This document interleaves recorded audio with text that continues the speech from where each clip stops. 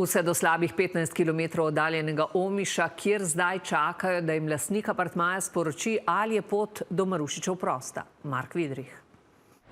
Bilo je okrog 8 zjutraj, ko sva hčerko še spali, svojo pripoved začne Ljubljančanka Nina. Kar naenkrat je v bistvu mož začel kričati: "Gori, gori, gori!" In da je sprva mislila, da je zagorel grelnik za vodo, se spominja. Sem pritekla ven iz spalnice in sem videla, v bistvu je bilo že vse oranžno. Pač ni bilo sploh ničesar več videti, samo še ogenj je bil povsod. Pod nami, nad nami, pač samo ogenj je bil. Takoj sem pograbila hčerko, pravi, nato je bosa in v pižami stekla ven.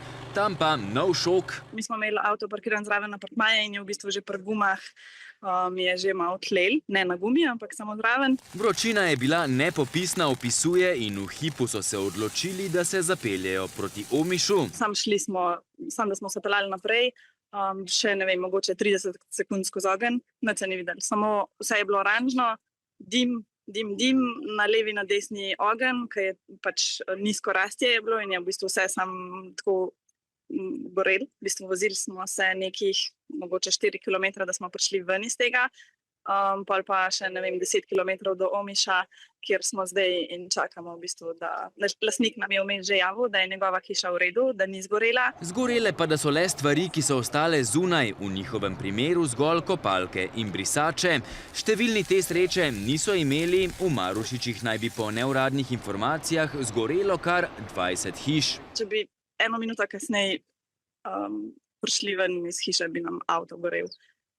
In bi bil pol malo problem, ker smo bili tako, da smo imeli do plaže, bi mogli priti skozi gozd, ki je že gorel. Gor bi pa tudi mogli skozi gozd, ki je pa tudi že gorel. Kaj bodo zdaj, sicer še ne vedo, a nekaj je že jasno. Že lastnik nam je napisal, da pač nam bo javil, ker lahko pridemo po stvari, tako da to pomeni, da da pač naj pridemo sam po stvari. Pa nekaj drugega.